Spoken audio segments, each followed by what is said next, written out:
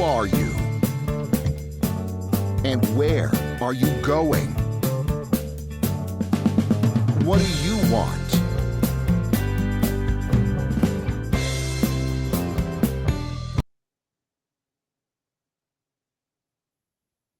Hello and welcome to People Making Money. I'm your host, Kevin Bemmel, and we're here every Wednesday at 10 o'clock Pacific time to talk about job hunting, building a business, wealth building, all of the financial issues of life and how to stay on top of them and prosper.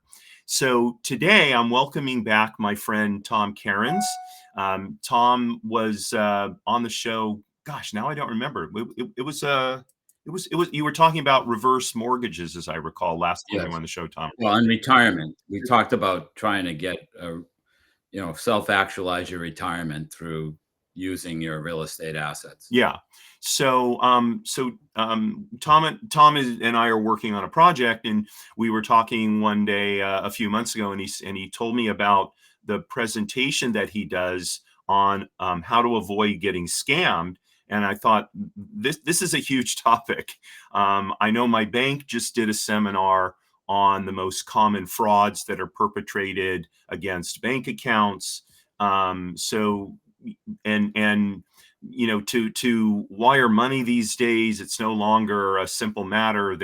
They always call for a verbal confirmation now. So all of everybody is very aware of getting scammed, and I think it's very important with everything, so many things online.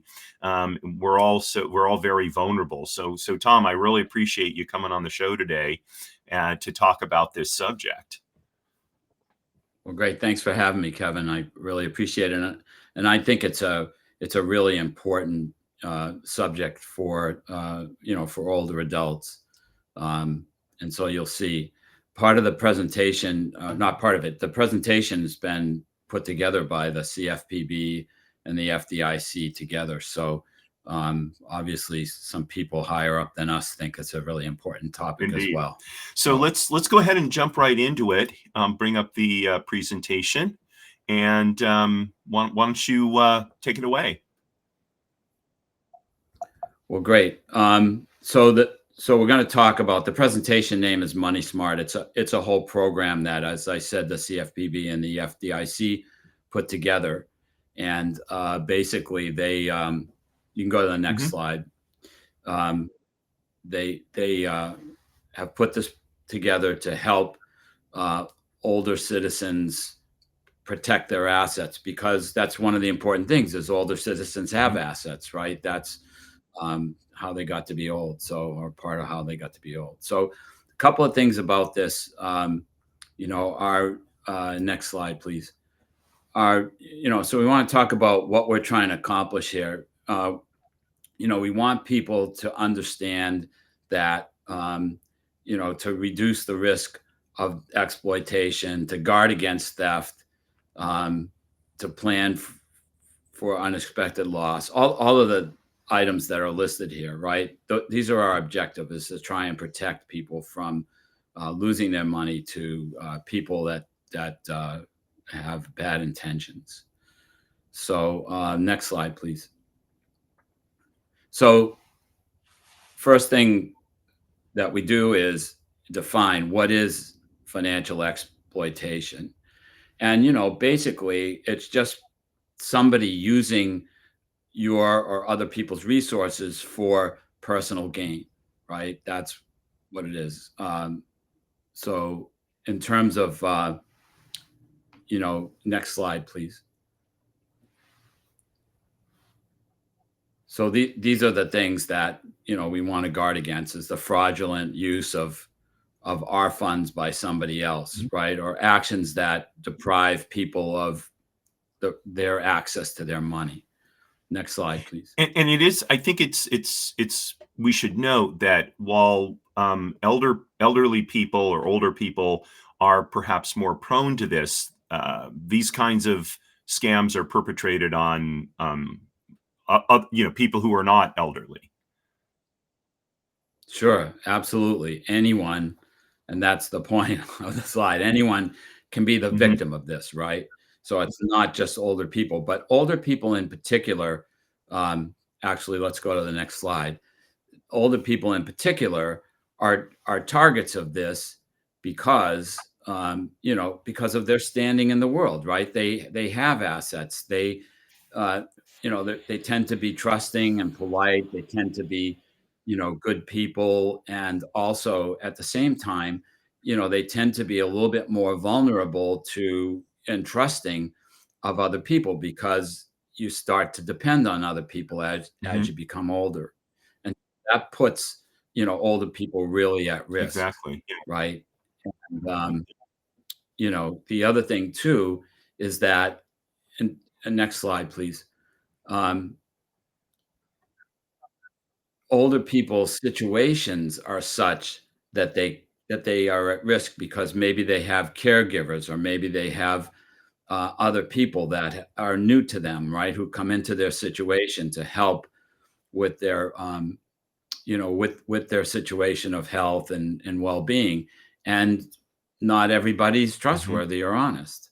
So that's part of the reason why older adults are at risk as well, is that they're in this situation. They maybe are dealing with people that they're not familiar with. They maybe perhaps have started to have a little bit of cognitive dissonance, or just losing a little bit of their ability to Hmm. handle everything. And or the other thing is they can also be dependent on a family member. As you're going to see as we go through this, it's varied as to who the person who causes Hmm. the problem is, Absolutely. right? So let's go to the next slide. So some of the examples of this, you can see here. It's exploitation by an agent. There's investment fraud. There's theft. Um, there's a scam called the lottery or sweepstakes scam. I mean, I think we all know the publisher clearinghouse thing that we all Mhm. grew up with, right? I mean, there's variations of that theme that people tend to use to try and Mhm. get money. There's next slide. Um, and then there's other scams like what they call the grandparent or imposter scams, um, tax and debt collection, romance, telemarketer. These are all types of um, scam that that come Mhm. up. And so anyway, so next slide, and let's go to the next one after that. So the question is, who are the abusers? And as we see, the graphic is the wolf in Huh. sheep's clothing, right? So so there's many different potential abusers in the situation, and they're not just strangers, family members and caregivers, friends, neighbors, or acquaintances, agents. Who have been given a power of attorney, which we'll discuss a little bit about that Mhm. later, financial advisors. Those are all people in a person's network, in a senior person's network, who can be part of the scam. Hopefully not, but that's what can happen. And then next slide. There's the strangers, right? There's the people who are strangers, but uh, come into contact. Telephone and mail scammers, internet people on the internet, home repair contractors, Medicare scam operators. We're going to talk about another scam called the romance scam. And so all of these are different people who aren't necessarily friends or in the social network of the senior, but who can get access to the senior and then try to work on scamming them out of their funds. And Bailey, it seems to So me that for those of us who have or deal with elderly people, maybe they're our relatives or do so professionally, they're particularly vulnerable when their family maybe lives out of state. So I know a close friend of mine, his father lived here in LA, he lived in Texas, and while he could see his father's bank account and finally noticed some weird transactions going on, Because he wasn't here, he didn't know that his father's caregiver was essentially stealing money from his father. And when he talked to his father about it, his father got very upset because his father felt very close to the caregiver. She was taking care of him, and it became a very difficult situation to resolve. And in the end, he got, my friend fired the caregiver, but they never got the money back because the father just would not take the action necessary to do that. Well, funny you should mention that, because if you go to the next slide, you'll see that that's exactly one of the not principles, but one of the factors of this situation, which is, why don't people report this more often? Why don't they protect themselves? Why don't they go to the different resources that are available to help protect them? And it's because sometimes they feel shame or embarrassment. Sometimes it's a family person and they just don't want to. I mean, it could be a grandkid, or it could be a son or a daughter or somebody, and they just are used to dealing with that person and they don't want to cause that person problem, even though they're really Mm-hmm. taking advantage of them. They also are afraid that people aren't going to believe them, or that sometimes the person who's doing the abuse, actually, they're dependent on that person, and so they're very worried that if they cross that person, that they're going to do even worse to Mm-hmm. them. And then also, there's a lot of denial, self blame, lack of awareness. I mean, you can see all of these different things here, and you know that's kind of the personality thing that helps to cause this to take Mm-hmm. place. And that's really important for anybody out there, to understand that you need to overcome this, because, you need to stop it Mm-hmm. from happening, because it can really be expensive and debilitating to your Mm-hmm. financial situation. So, next slide. So, let's talk a little bit about that. Who can you count on to help you? And I mean, one of the things about situation for seniors, I mean, they talk a lot about, when you're talking about longevity, they talk about your social network being probably the most important factor that can help you, keep mental and physical health in your Mm-hmm. older years. So, that's your number one thing, is your social network. But besides that, probably the number one place that you can go as a senior is Adult Protective Services, and they're all around. They're in every county, they're in every city, they're in every state. And that's a very good place, that if you can't figure out anywhere else to start, that's a really good place to start. You can also call the police, but the police tend to be less able to deal with this type of situation. They're much more able to deal with physical and situations, and more physical Right. crimes. So then, next slide. And then the other places you can go is that, if wherever your accounts are, you should try to keep some kind of contact with somebody at the bank. Mm-hmm. And also, if you have some type of situation like an automobile, or some other product that you have credit, um, that you know how to contact the creditor as Mm-hmm. well, to let them know if you're seeing problems or being abused in the situation. And finally, they talk about being able to go to the consumerfinance.gov, if you see the address down Mm-hmm. at the bottom. But I would say to you, I think the number one thing for a senior would be Adult Protective Services, because they can do a lot of different things, and they have a lot of powers. Right. Right. For Um, sure. So, and then the next part of this is, let's talk about the different types of professionals that you're going to get involved with, and how you might get involved with those Mm-hmm. people. So, one person is a fiduciary, and a lot of times, uh, if you're lacking somebody else to handle your affairs, you can hire a professional fiduciary. Mm-hmm. And by the very term of the word, Kevin, I know you're very familiar Mm-hmm. with it. A fiduciary is somebody who has to act on faith for you. that they should put your interests ahead of Right. theirs in how they do things, Hmm. right?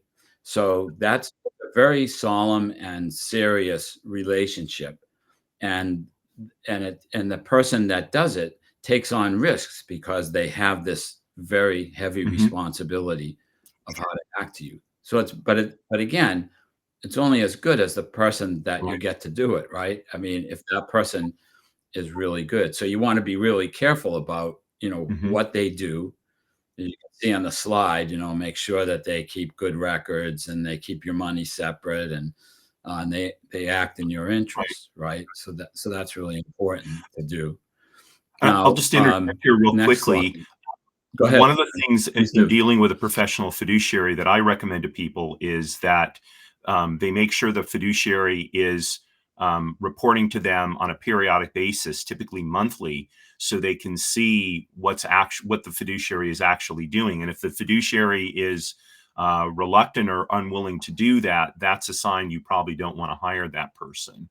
And the other thing is, while here in California, fiduciaries have to carry a license, in the rest of the country they don't.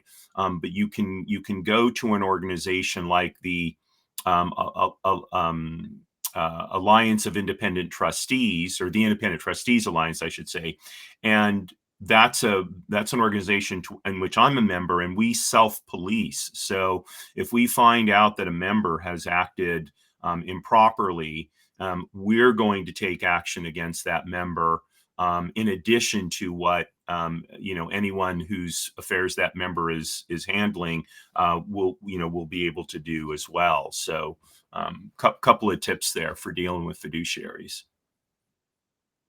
Yeah, no, it's a very important relationship, so you don't take it lightly, and you need to really consult with people that you know and Right. trust before you decide to Yep. use Exactly. somebody.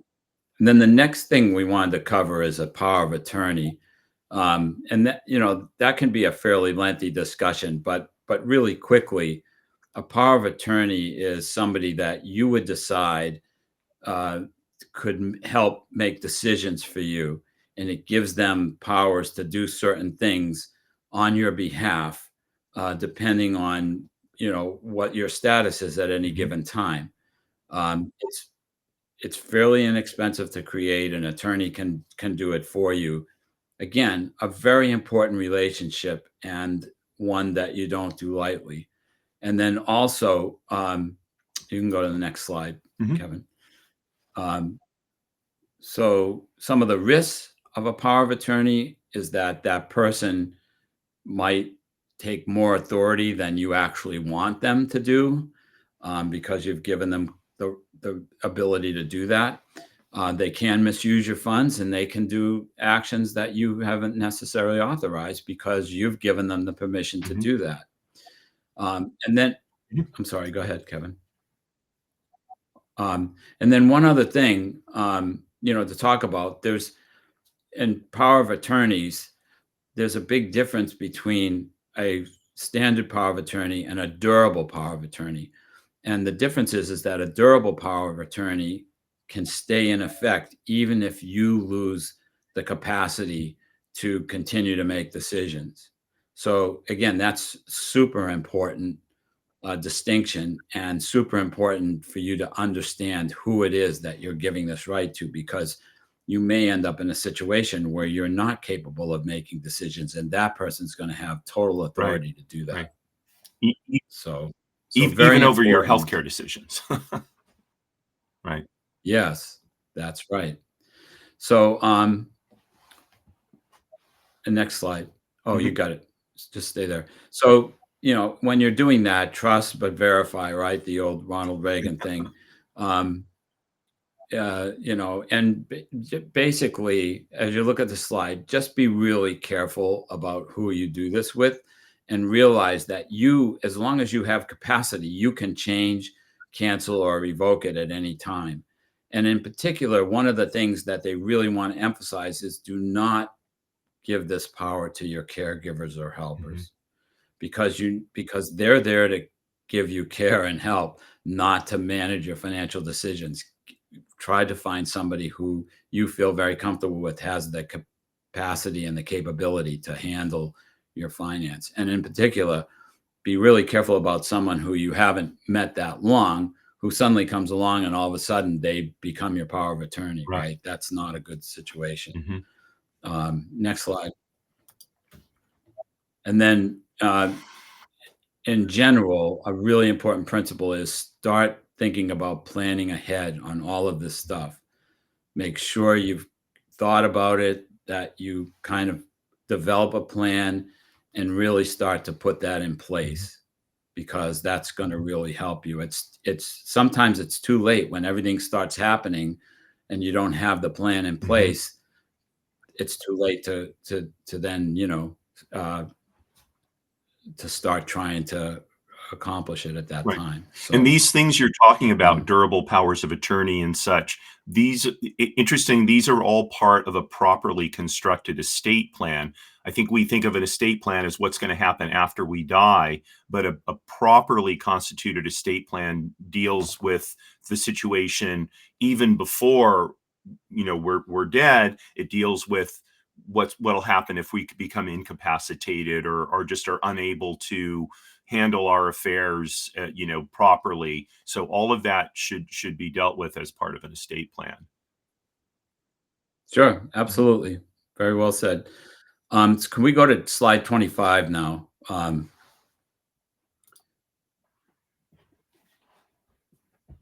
So the next aspect we want to talk about is abuse by caregivers and in-home helpers. So this is a really big issue that happens constantly. And it's part of the reason is because the people who are our caregivers are in this situation, they move from situation to situation. And some of them developed really good skills at taking care of people, and others of them develop really good skills at how to scam people and get their Mhm. money. So you you want to be really careful about um, who your caregivers are, who your in-home helpers, and that they're not kind of colluding with your family members to Right. get your money, right? That's another, and you'll see as we go through this some other safeguards. So next slide. So here's talking about some safeguards. You want to be careful with your financial documents, get receipts, monitor your bank accounts, and try to do as much as you can automatically to where somebody doesn't have the chance to get involved in it on your behalf. Um, Next slide.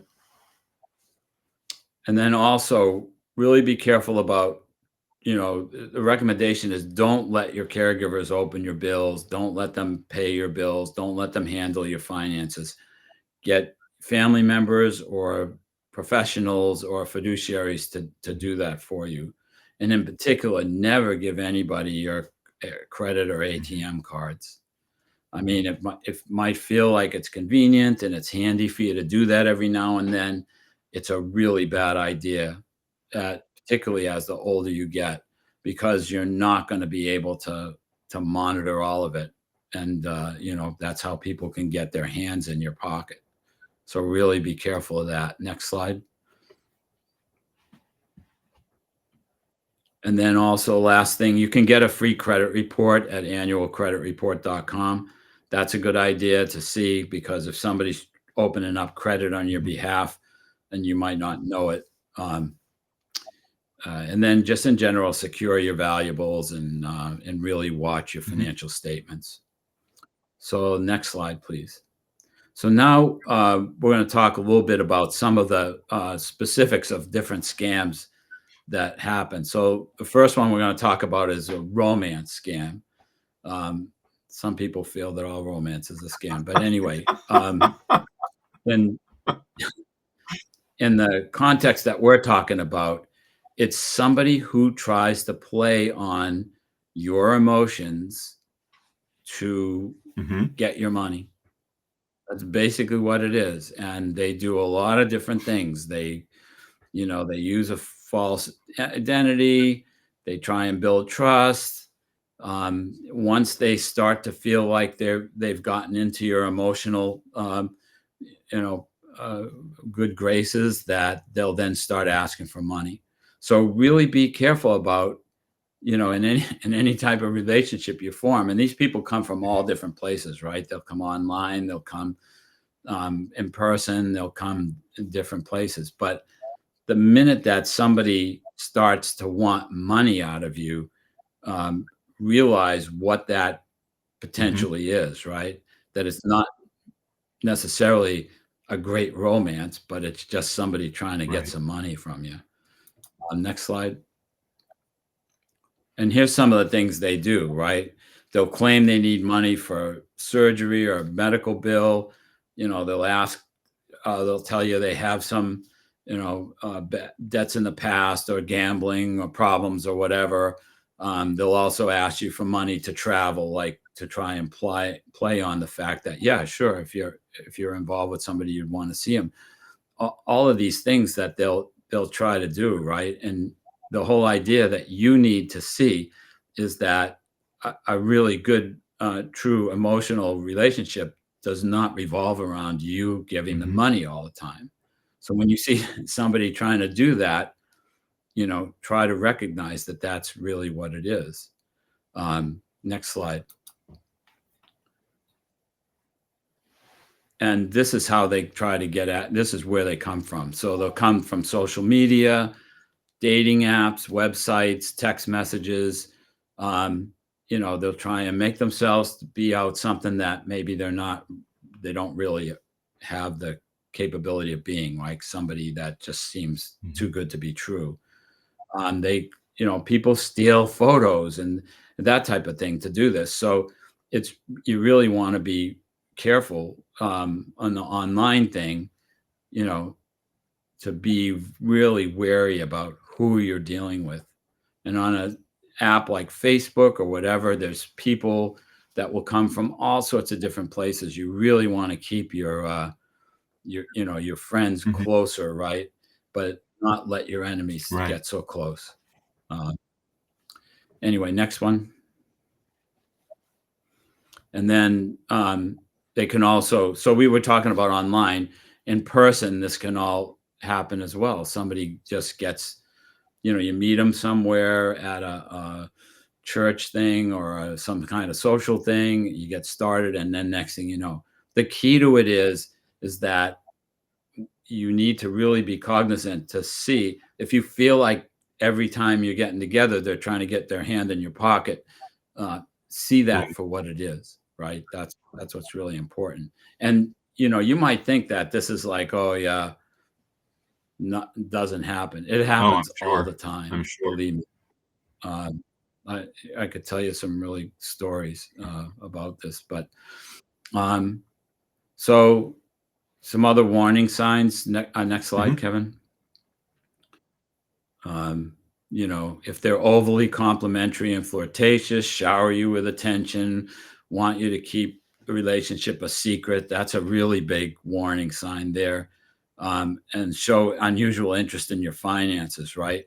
That's what you're really looking for, to see if it holds the test of a true relationship or a scam. And next slide.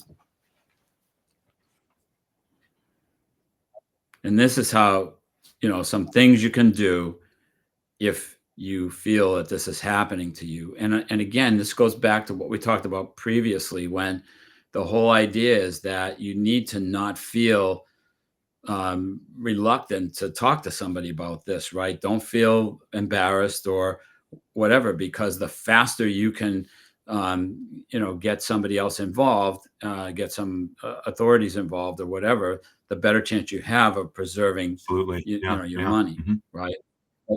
But if you look at these are all common sense things to do. If you start to think that this is happening to you, right? Stop talking to them.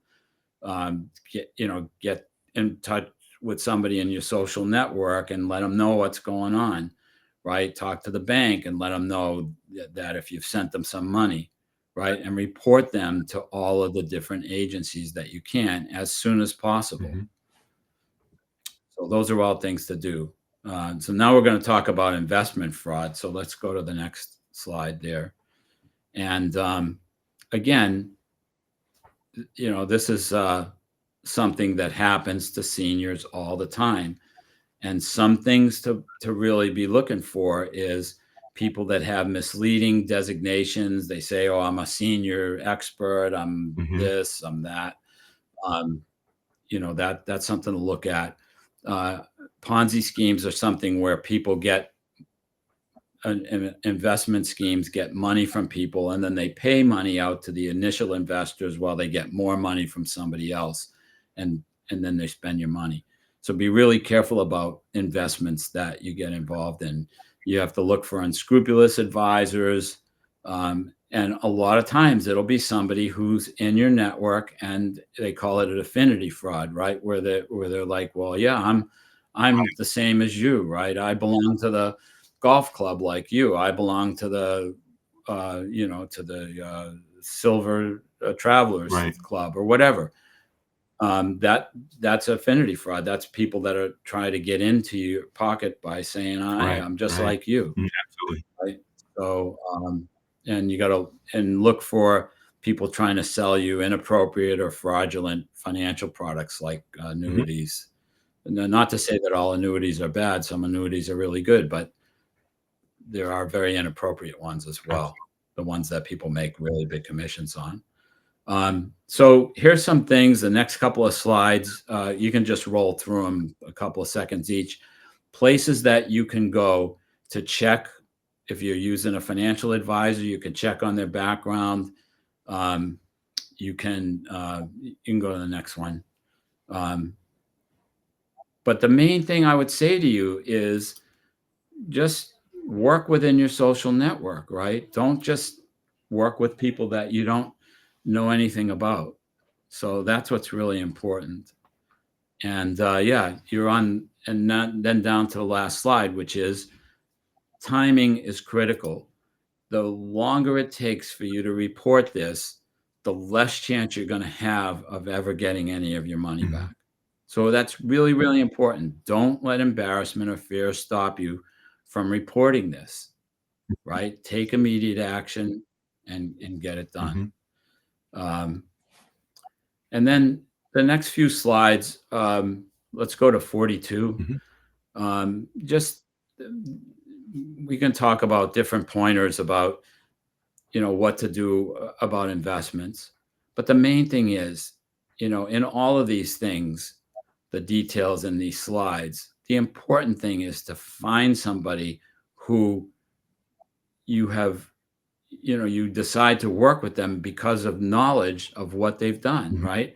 Referrals are typically the best. As long as you have decent friends in your network, referrals from those friends can be the best way of finding some of this Hmm. stuff out. There are some things that protect money, and some institutions. FDI insurance covers $250,000 per account. Um, but that protects you if the bank goes under or Right. gets lost. It doesn't protect you from fraud. Yep. So anyway, you can roll through the next couple, Kevin.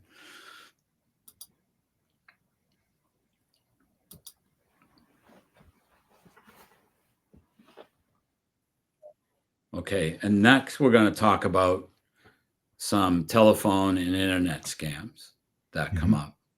And some of these are outrageous, and you wouldn't believe they could possibly happen. But so the first one we're going to talk about, next slide, is the grandparent scam. So the whole idea of this is that somebody gets your information, they know who your grandkids are, and they try to mimic or imitate who the grandkids are. They create a situation where they call and tell you that they're in trouble, they need money. Please don't tell, my mother, don't tell my father, and just send me the money. So anytime somebody's telling you, just send me the money, the hairs on the back of your neck should stand up, right? That's just something. And I can tell you, I know of a situation recently, a person who has millions of dollars of funds, who got involved with somebody, and they were telling them, "Oh, I need to go to the bank and get this cash." The person did it twice before the person at the bank finally told them, "Wait a minute, I think something's wrong. This person was getting like $8,000 or $9,000 out of the bank and bringing it outside and handing it to somebody.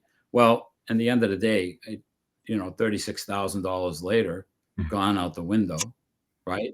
So you want to be really observant of the fact if any money's leaving your hands, be really skeptical Right. about how that's happening.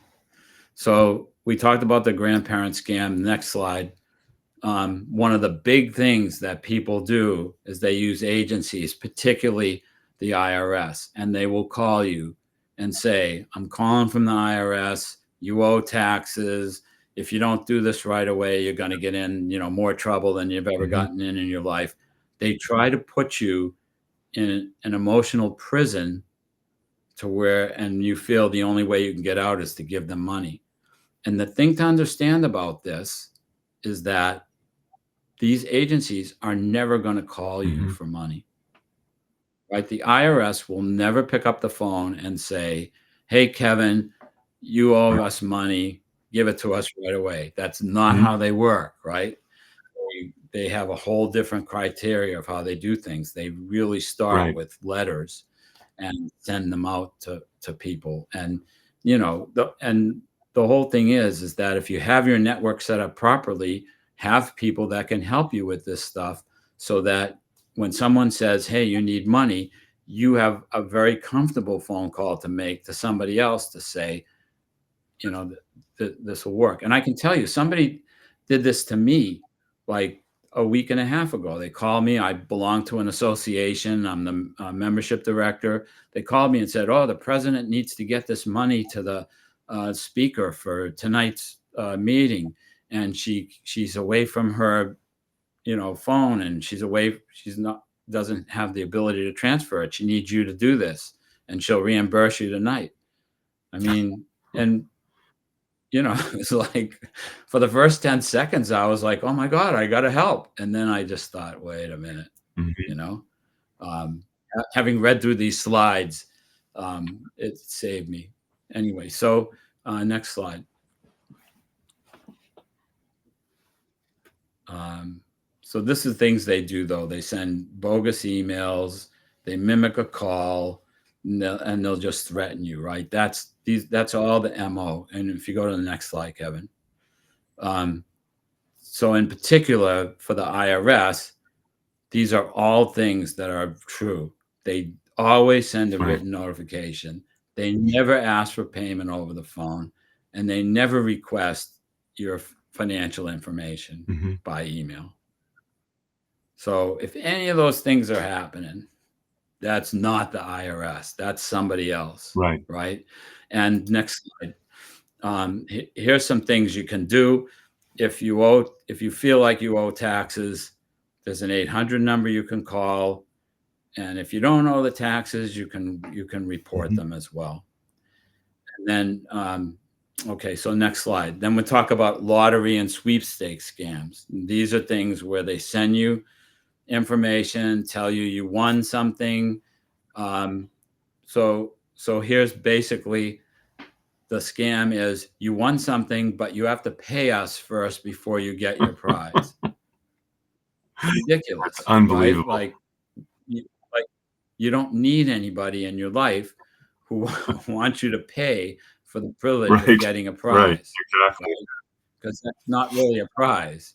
And there's no guarantee that they're going to send you the money. Yeah. Right. And keep in mind, next slide, some tips on this. Just think about it. If you didn't enter the contest to begin with, right? If you can't remember that you entered this contest, how do you think you won? And never pay to play, right? And never be suspicious of anybody that's telling you wire funds or get funds, or they tell you to get, money cards or something like that, right? Anything like that, just be really, really skeptical. There's a new one going around the last few months. I get text messages telling me that I owe money for tolls for using some toll road, right? And Right. You know, Yeah. the first time it happened, I thought, oh, well, maybe a friend of mine was using, I know a friend of mine had used my car, and I thought, well, maybe he used a toll road, right? So I called him up and he said, yeah, I did use a toll road, but I paid. Anyway, long story short, I now periodically get these, and they're coming from foreign phone numbers. So it's clearly a Right. scam. And if I were to click through on that link, first of all, they would probably have access to everything on my phone now, but they're just, it's clearly a scam. People are ingenious about scamming. Yeah, well, the internet's just opened up a whole new, Right. world of doing this. It's the same type of, methods, but now they have a lot of more instruments to use and it takes it much Hmm. farther away. I always remember this commercial on TV. I thought it was very effective because I don't know if you remember the Nigerian scam where they would say that there was a prince in Right. Nigeria and he had, got money and you needed to send him some money and he'd send you Right. millions of dollars. And they did that commercial on TV as if the person was on the bus, right? You're on a bus and the other person's on the bus and he's saying to you, "Oh, hey, I'm a Nigerian prince and I'm trying to," and you realize how absurd it would be, Right. right? Exactly. But on the internet, it makes it seem, much more Yeah. palatable or whatever. I don't know. Anyway, let's go to the next slide. And so we're just gonna rifle through the several different scams. Phantom debt collection. They're gonna call you and say you owe some money, pay it. Um, Obviously, if you can't remember what you did, if you don't have any familiarity with it, you should really be Hmm. very skeptical. Sometimes they'll pose as law enforcement agents, but the whole thing is the same. Um, and then yeah, that's it's just always trying to make you feel like put you in a mental prison is really what Hmm. they try to do. And then the only way to get out is for you to pay them Hmm. money. So when you feel like you're in that situation, just stop and don't do anything because you're not in a prison. You're just, the subject of somebody trying to get your money. Um, and here's some safeguards for. We can go to the next slide. Um, you know, if somebody starts doing this to you, try and get the whole idea is to turn it on them, make them give you the Hmm. information, right? Ask for things in writing, try and get their name, address, and phone number. You'll see that it breaks down really fast at that point because they don't have the information or they don't want to give you Hmm. their information. So that's one of the ways. Whenever you feel like they're putting you in this situation, it's like turn it on them and start asking for information. You'll find it breaks down really quickly. Next slide um, is a charity scam. So same deal. Oh, we represent the tunas of the Pacific Ocean or whatever. Um, we, you know, we're trying to get money from you. And this is particularly, again, seniors are very much in the wheelhouse of the people of charity scams because they are Hmm. nice people, right? Seniors are nice people.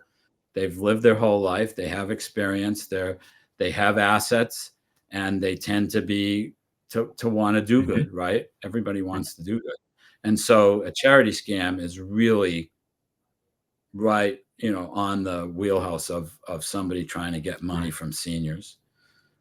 So you can see on the slide things that they do. If we go to the next slide, Kevin, they're going to pressure you to donate immediately.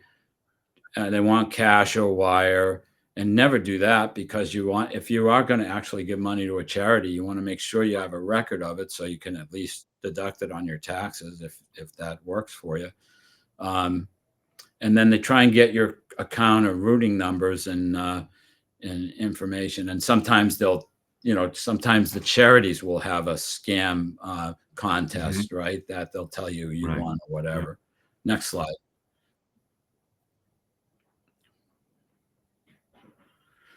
So again, if you are going to go along with this at all, start asking for information, right? That's the most important thing. Turn the situation against them. Go to the next slide, please. And you want to try to make sure. Next slide. Yeah, thanks, Kevin. Um, you want to try to make sure that it's tax deductible and that the organization is tax Right. exempt as Mhm. well. So, and again, next slide. Make sure that you pay in some way that you have a record of it. That will at least help you write it off, and it might help you recover your money in a Right. situation if they've Right, got it especially for with a you. credit card, because you can always Then the report next credit card fraud and yeah. That's correct, yes, and the credit card company is then responsible to Mhm. go back to them. Um, so that's a really good point, Kevin, that if you're gonna donate a lot of times, do it on a Right. credit card. Um, then some other scams, is a thing they call spoofing or phishing, where they'll create something, an email, a text or whatever, and try and excite you Mhm. to action. To do something, and that you want to really try to stay away. It's like the email. One of the things with email is really look at the Mhm. address, because a lot of times the email will look really, really great. But when you actually look at the address, it'll say, from Joe at Right. Gmail or something like that. Well, Joe at Gmail is not sending emails for the AT&T Right. Uverse, right? Exactly. I mean, Yeah. Yeah, I get used to checking the email address. Anytime I get an email from, from someone that looks genuine, but I don't know, I'll check the email and the URL is oftentimes just a string of numbers or something. It's clearly a scam. Yeah. right. And if you just want to roll through the next couple of couple of ones, just you there's always language that can show you that this isn't fraud. A lot of times they'll have typos and that kind of thing that should really um, get your guard up as well. Use good security software. Don't email financial information if you can avoid it. And be really careful about opening Mhm. attachments, right? And shut your PC off when you're not using it. Those are all really good things that you can do. Next slide. And don't give control of your computer to a third party. That's one of the things I can tell you. I sit here as a victim of Mhm. that, where I thought I was working with, I use Google Drive a lot. I thought I was working with Google. Like I even called the number myself. I ended up with somebody else. Next thing I know, they're on my computer. They're starting to tell me, "Oh yeah, do this, do that." That's when I finally caught on and Mhm. shut it down. But it can be late because they can put stuff on your computer that then allows them to get back Right. into it later on, right? So you want to be really careful. Don't really turn it over unless you really know who Mhm. that is. Um, and don't just rely on caller ID and in particular, if somebody says, "Oh, we're tech support," "Oh, that you have a problem," "Microsoft has this problem," "Google has this problem," it's like, do not just simply accept that at face value. Really look into it to make sure that, and 9 times out of 10, I can tell you, Google's not reaching out to you, Microsoft's not reaching out to you about some big Right. problems they have Right. just Yeah, to you, exactly. right? Because you know, and the other thing with what they call phishing, which is, somebody sends you an email and then tries to get you to click on something. They're just don't open it if you see it. If it looks suspicious, Mhm. just delete it. At worst, if it's really somebody trying to get to you and they're really legitimate, Mhm. they'll find a way, right? They'll either send you another one or they'll call you, or Yeah. they'll do something. So don't just click on this stuff willy nilly. That's kind of If it's a really big important. company, a lot of them have email addresses specifically where you can send phishing attempts in there that are done in their name, and then they will follow up on them and do what they can to close that one down. So I know financial institutions in Right. particular, um, oftentimes the email addresses are phishing at, and then the financial institution's name, thing like that. So sometimes I will look that up and forward the emails to them so they can see what's going on in their name. Right. So I think we sufficiently covered phishing. So if you can roll through Uh-huh. the phishing slides. Um, And on identity theft, you just want to be really careful, right? Your social security number is really important. Your birth date's important. Your credit cards and account numbers, do not give those Mhm. to people, right? That's once they get those, particularly your social security number, once they got that, there's all kinds of things that they can start to do. So you really want to stay I know away in my from that. business where I tell people, do not email me documents with this information in it because emails can be intercepted. I use a platform called Dropbox that allows us to upload documents to it, and it's all encrypted, so it's virtually impossible to steal documents from inside Dropbox. And that way, it's far less likely that people's identity information will be stolen. Right. And so then, if we can go to, why don't we go to like number 73, Kevin, the medical identity. So this is another whole frontier of, of identity theft. And that is somebody getting a hold of your medical information, your Medicare number, or your insurance number or whatever, and then using it to, create mayhem for you. Right. And steal money from you. So if we can just go through the next couple of slides really quickly, in medical identity, it's just you can get bills that you didn't receive. You can get different things. You just need to really be careful about who you give your information out to as well. And then the next slide, the medical identity theft, how you respond to it. You want to get your file, make sure what that's in it, write to your health provider to correct it. And also there's another agency called the Senior Medicare Patrol in the state of California. The address is below.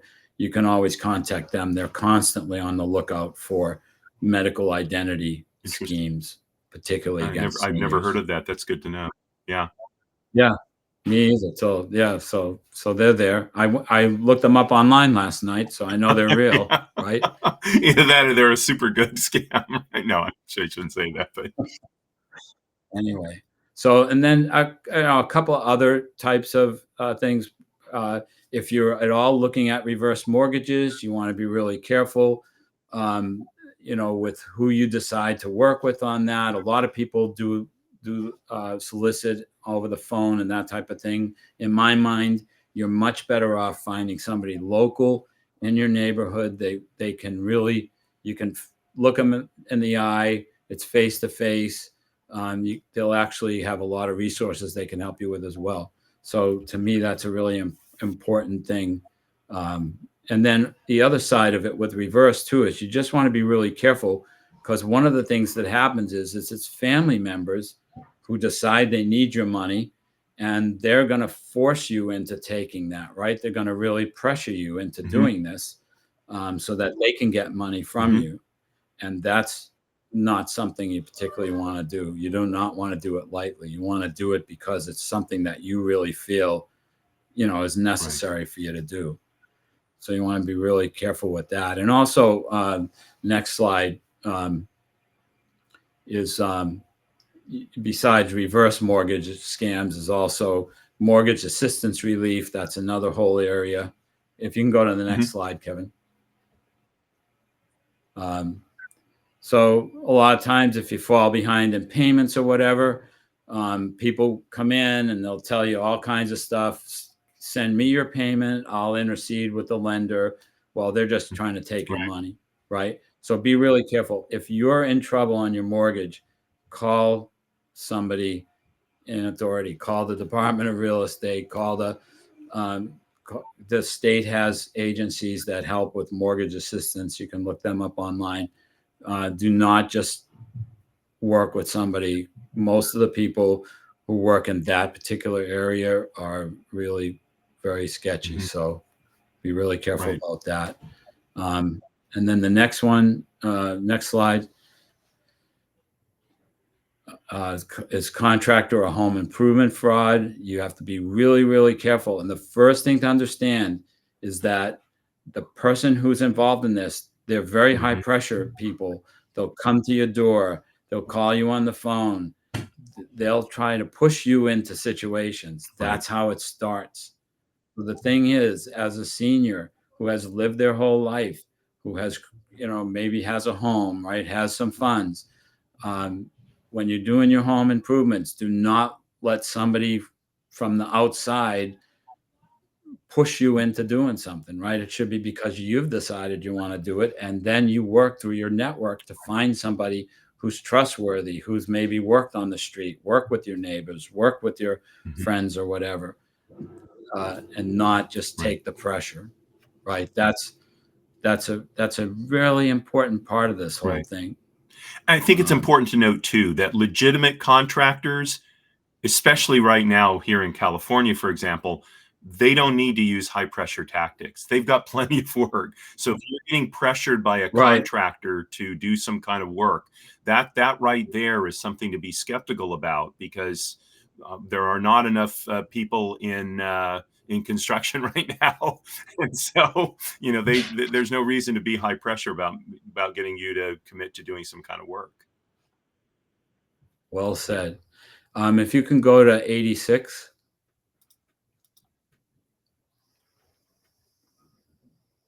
So then there's scams that target veterans too. So you want to be really careful. In particular, and this isn't just for veterans, but people in general as well, it's a scam where they try to get your pension. So you might have a pension and somebody comes in and tells you, oh, it's much better to take a lump sum distribution from the pension. And then as they convince you to do that, they try to insert themselves in so that they get access to the money from the lump sum. And you want to be really careful about that. If you go to the next slide, especially for veterans, people that, there are people that are out there that help you with VA forms because they're complex from time to time. But those people are supposed to be accredited. You can search on that address and you can tell, who is accredited, who isn't. And in general, the idea is if you have a pension, for the most part, keep your pension, right? Keep your monthly thing coming in. You're far better off than a lot of other people if you have that, and don't take the lump sum unless you really have some. And you can always call, for example, organizations like the American Legion, the Veterans of Foreign Wars. They consult on these for free as part of their services to veterans, because they're veteran organizations. So if someone's trying to charge you to do this, that almost for sure that's a scam, because there's so many there's so many veteran organizations that do this as part of their mission, and they don't charge veterans for it, and they don't get into helping you actually receive the money. They're just helping you process the forms and such. So if you can go to slide 90 now, Kevin. So to kind of put the ending on this, a really important thing is plan for the unexpected, right? If you plan ahead of time, plan about the fact that you're probably going to have health concerns and you're going to have to spend some money on your health care, right? Have that plan set up. Get your Social Security in order, right? And get it on either a direct deposit or a direct, express card. The more that you plan for your future and set this up, the better off you'll be, because then anything where someone's trying to steal money from you is a deviation from that plan, right? So if you don't have a plan, then it's harder to recognize what's part of the plan and what's part of the deviation, right? But if you have a really well-constructed plan and somebody comes in and says, oh, no, you shouldn't be doing that, you should be doing this, that's a deviation from your plan, right? And that should cue you off right off the bat that you so that's a really important part of it. And then if we can go to slide 93. again, your Social Security, right? Get it on direct deposit or get it on direct express card so that you're not, so somebody can't intercede and get Right. control over your check. Next slide. You want to have this stuff available for you, not for the not for the Right. fraudster, but for you. Have your driver's license and government ID, your insurance card, your Social Security. If you have that stuff in a secure place, then you'll be able to get it when the good guys actually need the information, For sure. right? For help. Next slide. Some other things you need: have cash, have a list of phone numbers, important account numbers, and if you have a safe deposit box, make sure you know where the key is, that you have control to getting the key. All of this kept in a Um, safe place and where a caregiver can't get it. Yep. right, yes. Next slide. Protect your documents. If you can make electronic images for storage, that's a really good thing. Try and get all of that in one place, and again, like Kevin said, in a very secure place as well. Next slide. And here it is. Keep it in a safe deposit box or keep it at home in a fireproof safe. Those are really good things to do as well. And pretty much that's really about it for now. The main thing is, if it sounds too good, it probably is, right? If you want to be just really careful, if it seems like it's a deviation from the norm, start to really retrench, turn the situation. If somebody puts you in an emotional state that you feel like you have to do something, try and turn the situation around on them. Start asking them for information. Who are they? Why are they? What do they possibly think that they can put you in this situation? And ask for facts, because they don't have them. They don't have facts they want to tell you, because then that gives cues to who their information is. So anyway, be really careful out there, and good luck with your financial future. I think to really reiterate one of the points you made that's so important is scams oftentimes are trying to use the pressure of time to get you to act what ends up being imprudently, because you feel pressured to do so quickly. And if you're feeling pressured to act, that's a good time to step back and say, I shouldn't be acting. Unless you absolutely are 100% sure of what the situation is, you absolutely are certain that who you're speaking to, etc. As they say, act in haste, repent in leisure. There's almost never a time where it has to happen right this minute. It has to happen today. It can almost always wait a day or even a few days so that things can be sorted out and handled appropriately. And rarely does that, even in a case where someone is in foreclosure, whatever. No bank is going to move so quickly that a few days are going to mean the difference between being foreclosed and not. That's just not how the system works. So yeah. Very well. Well, Tom, thanks so much for coming on and talking about all these things. They're a little bit depressing on the one hand. On the other hand, it's so important to be aware of the way that people are taken advantage of, especially elderly people, our parents, our grandparents, aunts, uncles, etc. Or if we have relatives with special needs who are still somewhat independent. All of these, and we ourselves, I get scam emails all the time. We're also vulnerable to this, and we unfortunately have to be vigilant to make sure that we're not victimized. So, well, and if you think it's depressing to know about it, just think of how depressing it is to know about it with $40,000 less in your bank account because you didn't figure it out until then. I mean, that's the thing is I think, you just have to recognize that this is out there, and, and really try to to work with it and know it, and not to dwell on it, right? It's not like spend every minute, oh my God, they're Right. after me Right. now, right? But to really just recognize it and take the steps that are necessary so you can go on with your life, and Indeed. be nice to your grandkids, have a Right. nice life. That's what we all deserve as seniors. Yeah, So, for sure. For sure. Well, again, thanks so much for all coming righty, on and talking about this. If you'll just hang tight for a couple of minutes, I'm going to wrap up the show, and then we'll speak for a minute offline. So, very good. so first of all, those of you who are watching live, thank you so much for joining us. Always a pleasure to know you're with us, and we very much appreciate you tuning in.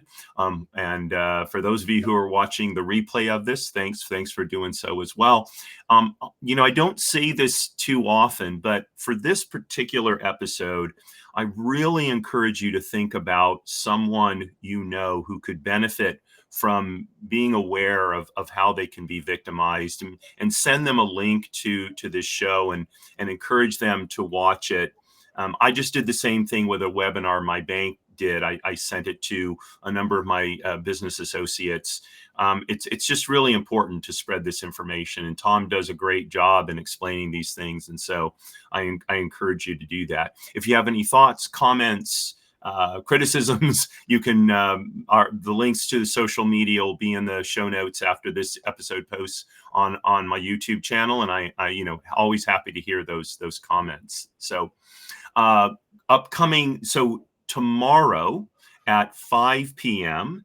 is my every other week show, Jiggers' Place. We're going to sit back, have a cocktail, the Federalist cocktail, and we're going to be talking about the Federalist Papers. So there's a lot of discussion going on right now. What does the Constitution really say? What does it really allow, etc.? So we're going to go right to the source, the documents that were written by the framers and/or people who were involved in the ratification of the Constitution, who wrote about what it really meant. And we're not going to look at all 85. We're going to look at a handful of them just to give you an idea of where you can learn about this. But it's best done over a cocktail. If you want the recipe to the cocktail, please go to my website, bemmel.com, sign up for my email list. And that way, the morning before the Jiggers' Place shows, you'll get an email. It'll have the cocktail address, and you can make it along with me at the beginning of the show. Next week on Monday at 10 a.m. Pacific time is my show, Trust and Estates Weekly. My guest is Jolene Blackburn, and she's going to be talking about funeral planning. So I mentioned during Tom's presentation that a well-done estate plan should deal with the issues that occur prior to death. One of those issues is funeral planning. So rather than leaving your loved ones in their time of grief to deal with all those issues, it can all be set up in advance so that it's done the way you want it done. And it's relieves your loved ones of the burden of having to take care of that. So I encourage you to tune in and listen to or watch the conversation between Jolene and me. On Tuesday at 10 a.m. Pacific time is my show, Business Lessons from the Military. And then a week from today, we'll be back with the next edition of People Making Money. So, Tom, again, one final thank you before we sign off. Thanks so much for coming on the show. I really appreciated being here. Yeah, and for all of you viewers, wishing you a wonderful rest of the day, and signing off as I always do. Marie, darling, you are my bell. You know you are. Courage at all times, my friends.